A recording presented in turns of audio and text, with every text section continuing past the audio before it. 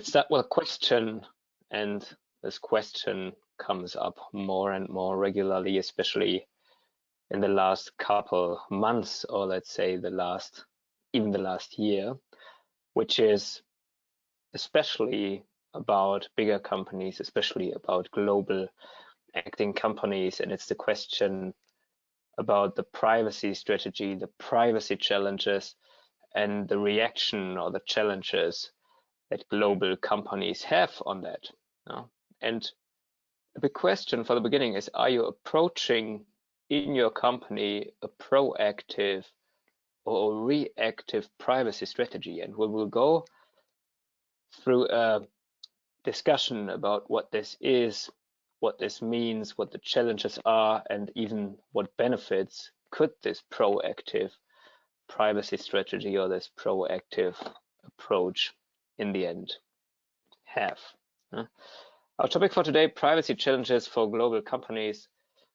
I am Tilman Hamelning. I'm working for Usercentrics. I'm working for this company for the past almost 3 years. So I have experienced the GDPR quite from the beginning, with all of the challenges inside, of the challenges that we sometimes even see in other markets besides Europe, besides the US, that are very, very interesting, especially for global companies. I'm an entrepreneur in residence here at Usercentrics, and currently I'm very much focusing on privacy challenges and privacy markets. Quickly to what we are actually doing. For the ones who don't know us, we are providing a consent management platform. So whenever you have web technologies on your website or web technologies on your phone or your application, then in most of the cases you're collecting personal data, and this personal data in the end requires an opt-in or requires a legal basis.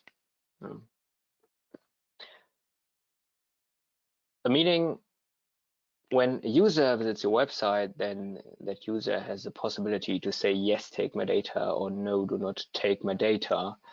In any case, when the consent is given, then the data management platform receives it, and then all of the web technologies can be started, like Google Analytics, Facebook Pixel, Criteo, etc., etc., etc. Long story short, because we will talk about it also a little bit later on, there are a lot of consequences if you do not take privacy regulation serious. Here in Europe, or for GDPR, it's an impending fine that you have to pay. It's reduced revenues due to declining ad performance. If you do not ask for consent, then it's basically illegal personal data, at least in the countries where you have privacy regulations. And one of the biggest and most impressive factor is the image loss, or the loss of trust. And here we are with a couple of privacy challenges, and to better understand the privacy challenges that we are currently facing, it's interesting to understand the history of privacy, in a way how we discovered it. Like, especially I am in this country, in this company since 2018. So this is basically when GDPR started, and exactly in the beginning we had a lot of calls with our customers because GDPR was new. GDPR was interpretable, so you can interpret it in many different cases, especially from the beginning where it wasn't that clear. So we had many calls and many unclarity from the company side of how an implementation, how a privacy banner should look like. Especially in the beginning, there were a lot of fear of fines, because out there was the number of 4% of annual turnover as a fine, or the other one was 20 million euros. So it was a big fear in the market, and there was a lack of clarity when GDPR comes into place. Then what happened then is we saw, and we're still seeing, the CMPs are implemented, meaning for the company, in the beginning, it was basically a shock because it was a new normal, meaning there are way less data to have than before. In the beginning, you had like 100% data. You could more or less have a lot of possibilities in the online marketing world. But especially then today, if you have to ask for consent, you will have reduced number of data. And the end user experience on the other side was a little bit like left alone. It was a lack of understanding. It was a bad user experience because before the end user could just go to a website and buy a car or buy pants or get the new results from a football match or whatever. So something changed. And it wasn't just a change for the end user, it was also next to a lack of understanding, like an idea of what is actually happening with the data. Yeah. So currently we are talking about a need of trust. Trust is currently in digital ethics a big topic in privacy. From a company experience then, it was the acceptance, all right, this is the new normal. Now we have to recover, how are we doing this? And to do this, there are two big challenges that we will talk about, and also possible solutions for these two challenges, because currently we are in the reconstruction stage, the fourth stage, and we are here to solve uncertainty and give you a better picture about what's actually currently happening in privacy markets. The thing is, this uncertainty is so big because it tackles so many areas. There is a regulation complexity, meaning a lack of consistency outlined by regulators. Sometimes it's even inside of one regulation. There are differences. That's, for example, what we see in Europe is the French regulation has a different point of view than the regulation of Denmark or the regulation of Germany. And on the other hand side, there are industry-specific standards like the transparency and consent framework, who is sometimes a little different than the regulations outlined by the regulators. The next thing is the market complexity, and this also has a huge impact, meaning we see currently rapid developments. We are seeing market shifts. We are seeing Apple bringing out new privacy frameworks. We are seeing Google, for example, working on FLoC, working on other technologies and possibilities to still track, even if it's a reduced or limited way. Next thing is a user complexity. So since whenever we are talking about privacy, we are talking about a user. And when the user is not or has no trust in what is actually currently happening, then we have a problem, because the user is in the end the one who is paying for the products. Infrastructure complexity as a last topic. So there was before privacy regulations and there's after privacy regulations, and the big change is the consent. So back then consent wasn't needed. Now consent is needed for a lot of workflows that have personal identifiable information inside of it. So you need to adapt your infrastructural workflows. A lot of complexities. And this is especially interesting when you have a business model, a future business model that needs data, because data, especially PII, personal identifiable data, needs to be compliant, and compliant is given by consent. So for your data solutions, your Internet of Things solutions for the future, your applications, etc., whatever you're doing, online, offline, whenever it's personal, you need a consent for it. Yes, but a consent is given by a user, meaning for the user, we started with a bad user experience, and we went to a lack of clarity. Now we are in a lack of trust. So the user is totally overwhelmed in what is currently happening. Meaning, I can give you an example. Like, I am a European citizen, so for me counts the General Data Protection Regulation, GDPR. What happens when I am, for example, in South Africa, which privacy regulation then counts for me? There is a different view according to the market view, where of course the privacy regulation of South Africa would count for me. But from the GDPR point of view, still GDPR would count for me, so I should be protected. So it's quite complex of what we are currently talking about. The next thing, especially for the user, is sometimes the CMP looks like this, sometimes the CMP looks like that. For publishers, it's the TCF 2.0 framework provided by the IAB. For advertisers, it's a usual CMP. Why does it look different? So it's once again overwhelming for the end user. Next thing is there are around 8,000 MarTech solutions out there in the market, and 10 years ago it was only 150, meaning also from a technological complexity, there is an increasing way in it. The last thing is there are a lot of words out there that are for the usual user are very overwhelming, like what is FLAG, what is ITP, ETP, Schrems2, ATT. So it's hard to actually understand what is happening with my data. So you as a company have to make sure to provide this transparency, to make sure that the customer and also the user understands what he is consenting or she is consenting to and whatnot. And we have created a circle of trust out of it, meaning at the beginning you can create clarity and transparency, so we are in an informational stage.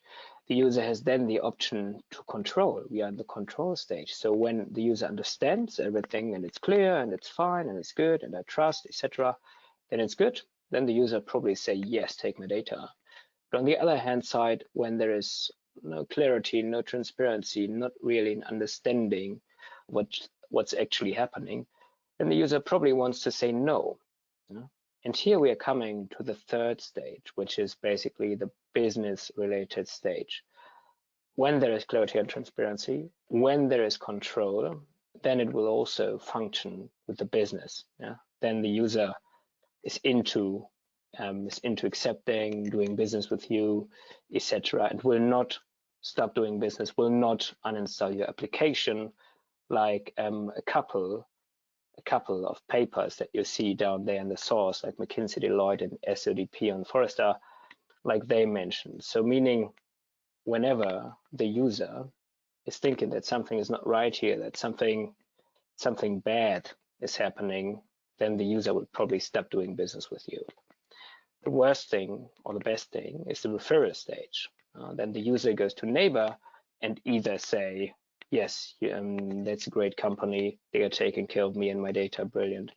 On the other hand side, of course, when you're not working good with the data, then the referral will go the other way around.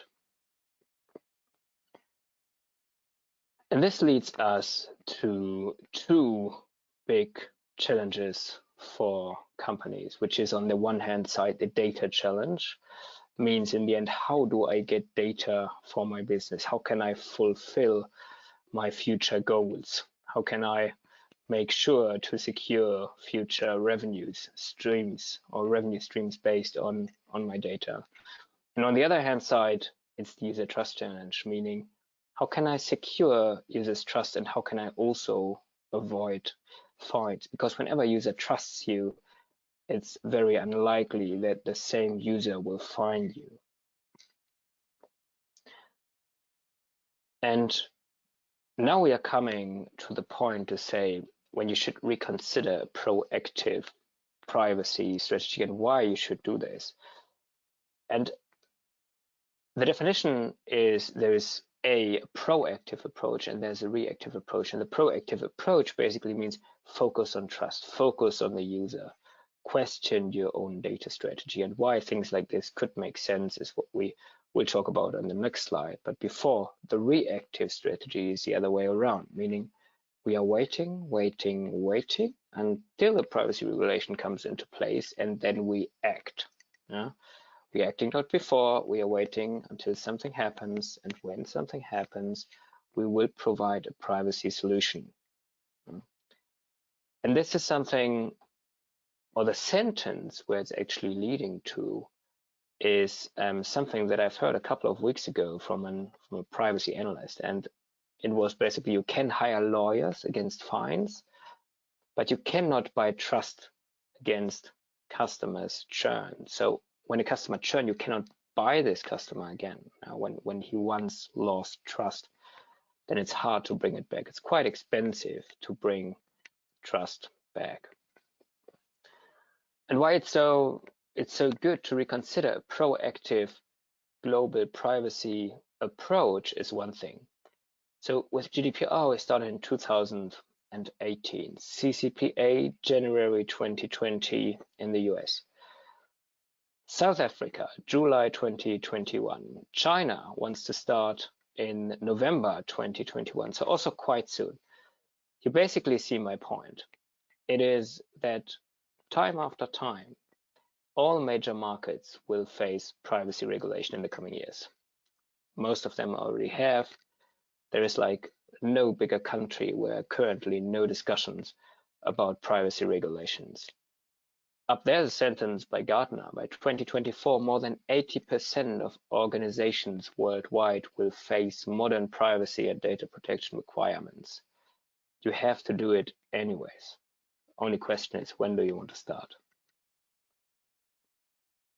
And it's, to be honest, it's not that of a big deal because privacy regulations are quite similar. They are either opt-in required or opt-out required. And opt-in required is like probably 95% of them, meaning I can start tracking a customer when a customer gives me the consent to track him. Like tracking never starts until consent. Opt-out required, the other way around, is we can track the customer as long until the customer says, no, stop tracking me, do not track me, which would be, as an example, CCPA. Opt-in required, GDPR in Europe, LGPD in Brazil, POPIA in South Africa.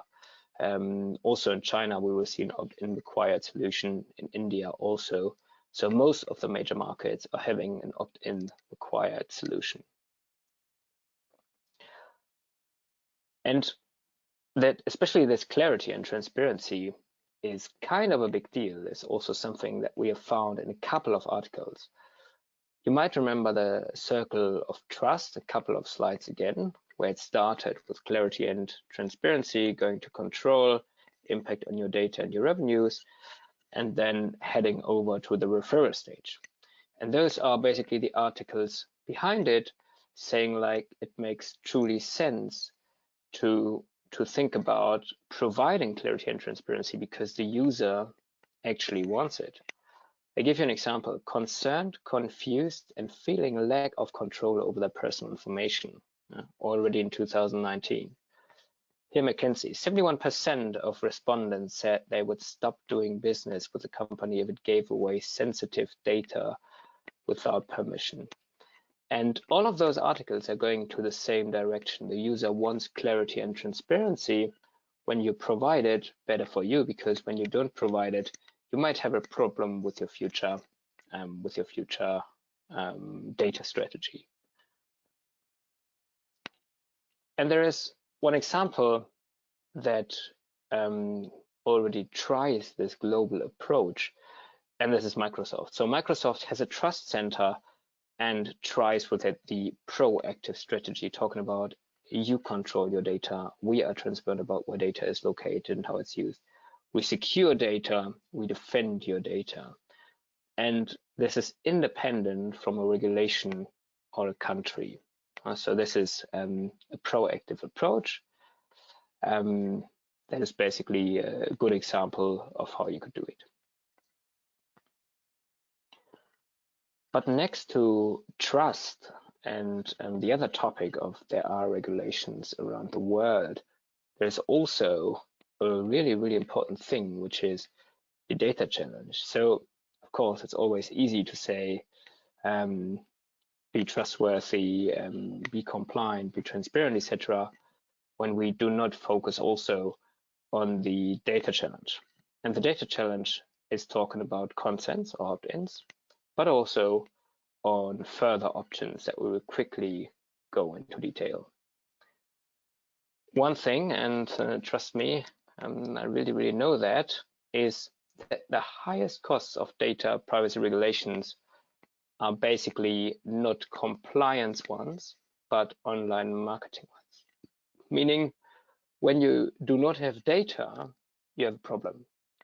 And the highest costs coming from the privacy regulations are coming from a loss of data, are coming from lower ad effectiveness. Almost 85% of the total costs according to this study.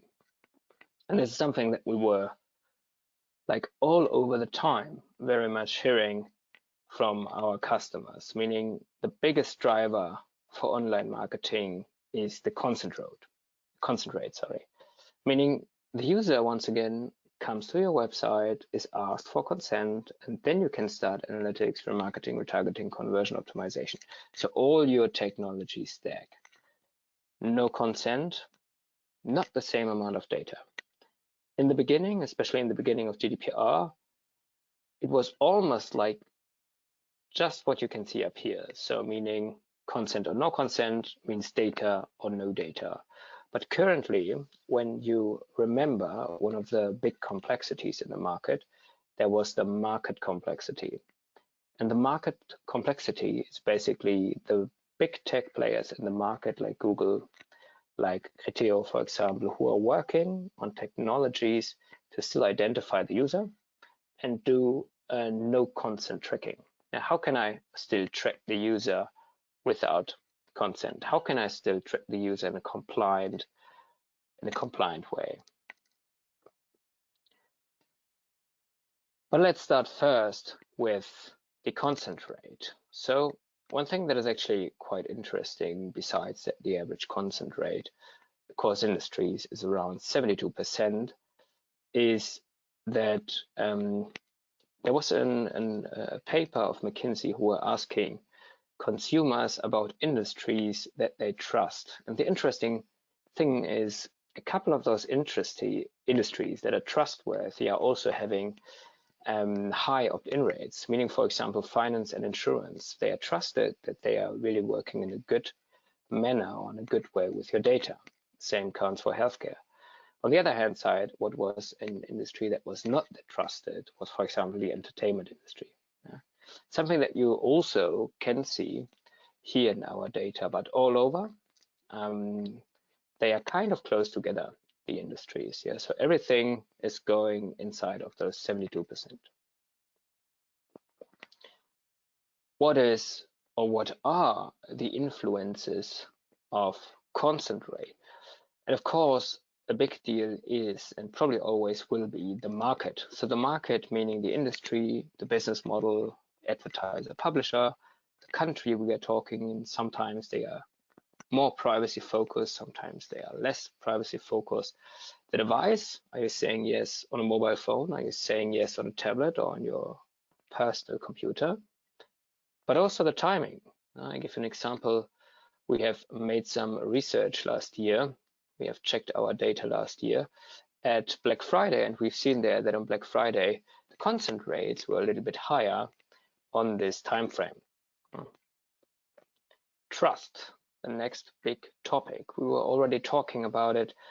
General trust, the transparency and clarity, and the control can lead to a higher opt-in rate. Then design, which is something that we will also go, but promise you very quickly on the next two slides. Where do you locate the CMP? Which focus or which element is in focus? Are you using corporate brand? Are you using the colors or the call to action buttons of your company or not? And very important, also wording. Wording is, by the way, a thing that really much goes into the trust area. And the last point is technologies and features, meaning the programmatic display of the CMP. Sometimes you want to click a button and then the CMP is displayed again. You could also do this with our solution. Another thing is incentive. Do you want to incentivize the user to say yes? Do you want to give like a €5 voucher to say yes? And the last thing is contextual consent, so that the user understands in the context to say yes, basically. privacy is the user-centric challenge, and the opt-in is given by the user. This goes very much into the direction that from a user approach, what do those challenges mean? I want good recommendations. I want special offers. I want something because the user understands the value of the user's data. And the user wants to trust, the user wants to understand, to control, to know that the data is safe. Because currently the user is still overwhelmed. The user still does not really know what's happening because it's so complex. Understanding and control and knowledge that there's safe data worth gold in the end. And you can provide this via wording, a good design, a solid design that gives trust, but also the transparency and the privacy, or a good privacy user experience. For example, a good privacy policy that's understandable, good texts for your CMP, for the texts of your data processing services that the user understands. Okay, Google Analytics is used. Google Analytics is doing A, B, C. Got it. And that's really worth a lot. I can give you quickly an example for wording. Once again, the users know that the data is valuable. So meaning, what can you give the user for the data? It's like an exchange.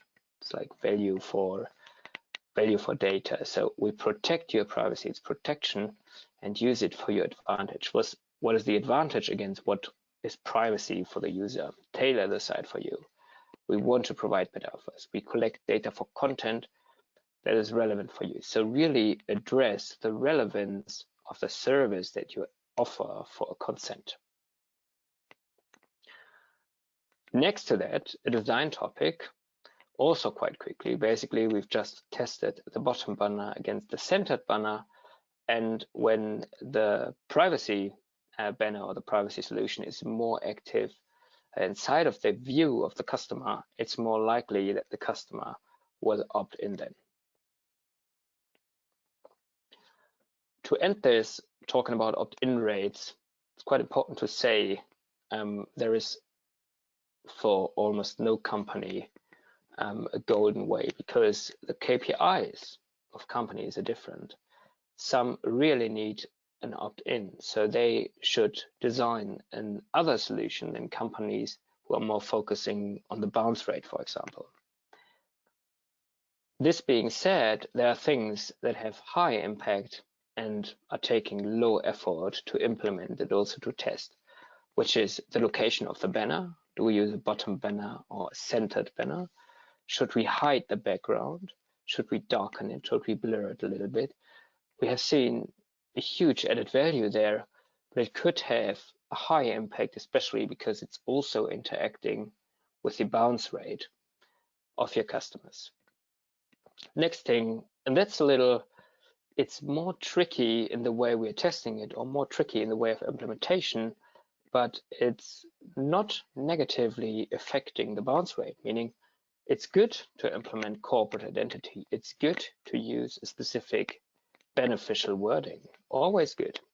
Good for the opt-in rate and also good for the bounce rate. So a perfect thing to do. And the last thing is, for example, to things that we said are medium low impact and are medium effort to test and to try, which is where should I locate buttons? Yeah? For example, you could make heat maps to check where the buttons are on the mobile phone, or to check where usually customers are using the mouse, and there you could place an accept button, for example. Yeah. Also here we have seen and discovered an added value. But now also quickly, because consent rates are not the only thing to tackle or to increase the data flow. So currently, and once again, I want to say that the market complexity is quite a big deal, because of those privacy challenges and because of the relevance of data in the market and in future solutions, a lot of companies are very strongly working on solutions that could solve it. meaning privacy secure and compliant solutions that we're currently talking about or that are in development, that are currently tested, can be a solution to solve the data challenge. Up to this point, as a quick disclaimer, some of the solutions are a little bit more compliant, some are a little bit less compliant, so there are still discussions around it, but I still want to explain you at least quickly what the solutions that the market is currently working on actually are. So one thing is the identity and login solution. So basically an ID or an identification is used for a tracking of a customer. Basically, when you log in somewhere, then you as a user have a login identity, and this identity can be used across the internet. So when you log in at company A and you log in at company B, then it's visible that you're logged in there and logged in there, and there, like, this information can be used to track you or to target you. Next thing is cohort or browser-based analysis, pretty much driven by Google with Flock, but there's also from Criteo a Parrot as a solution. And it's basically about tracking a group with similar characteristics. I give you an example. So everyone who's interested in guitars and living in southern Germany, that could be a potential customer for company A. So the problem here is, or the challenge is basically that you always need a minimum size to guarantee that there's privacy.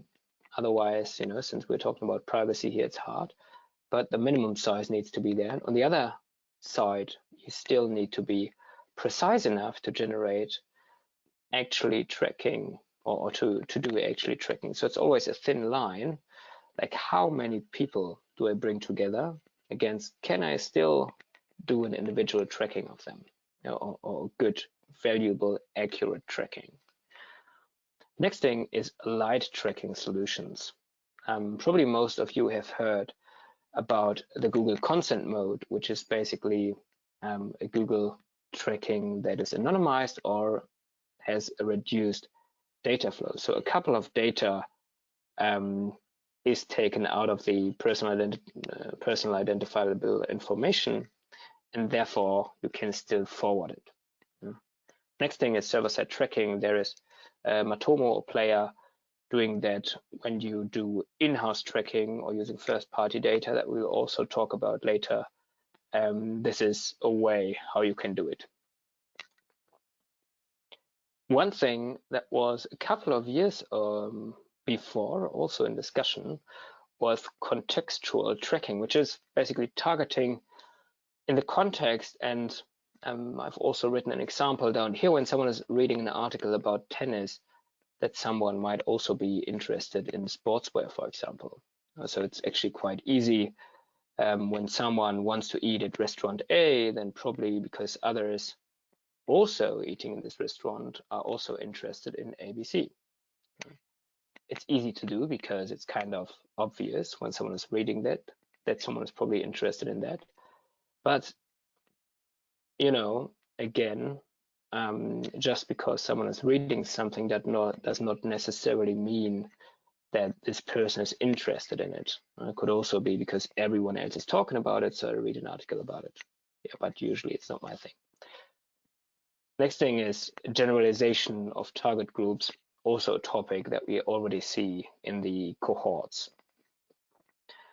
Probabilistic and fingerprinting, basically it's cross-device tracking with users' metadata, which is a way to track. It's possible, it's doable, but it's only working in a good way if the algorithms are good.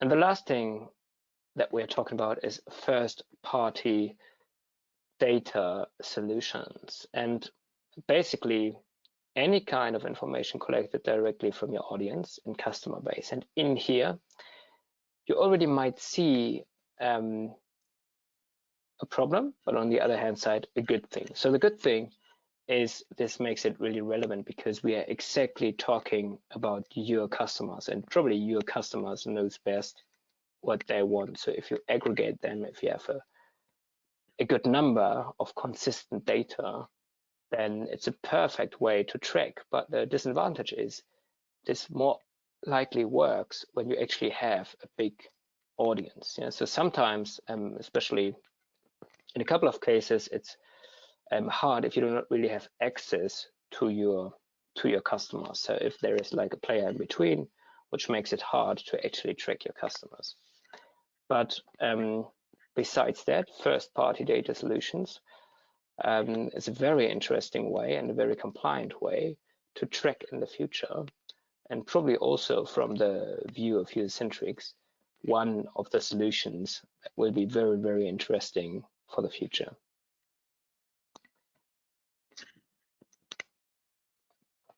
Let's come to the recommendations and considerations. So in the end, as you see above, overcome the data and the trust challenge in a compliant way. That's basically it. So you have those two challenges, the data challenge, how do I aggregate data?